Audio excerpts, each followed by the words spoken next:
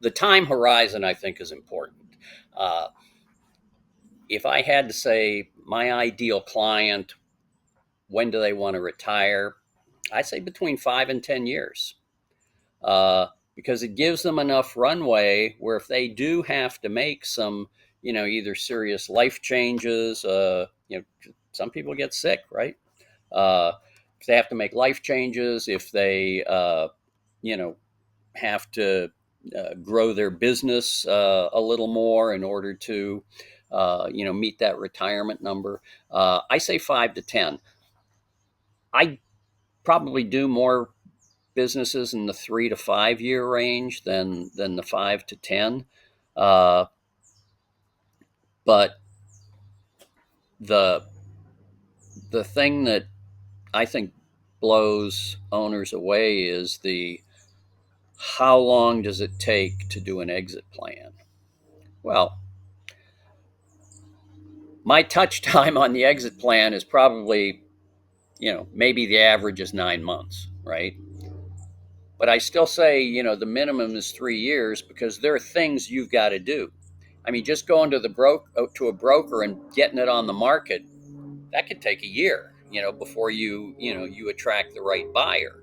Uh, if you don't have that tax and estate planning work done, that could, depending on the complexity of it, that could take a long time.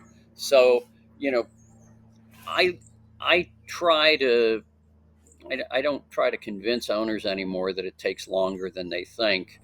But when I start showing them what to do, like our assessment, we have 3 pillars, 26 categories, and probably 149 value factors that we take them through, and from there we can say, all right, this is where we see this is the range of values we see for your business, because all businesses trade in a range of values. It's figuring out what those are, right?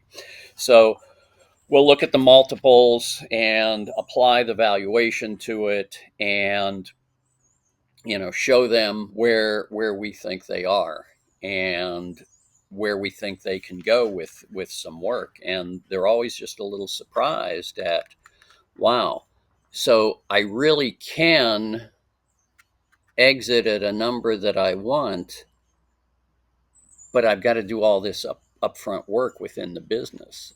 Like, yeah, because you I had an M&A attorney friend of mine. We were talking about our assessment. He goes, "Well, let me take a look at it." So I showed it to him, and he's like, "This is like a reverse due diligence, dude." And I'm like, "Well, yeah, because if you don't know what buyer expectations are, everything you're doing is just a shot in the dark." So we have a pretty strong focus on that in the assessment, is figuring out, what do buyers look for? How do you look in the eyes of a buyer? And we break that out into, an attractiveness.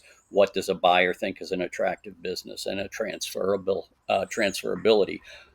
How easy is this going to be to, transfer ownership, and the buyer still get the value they see in it?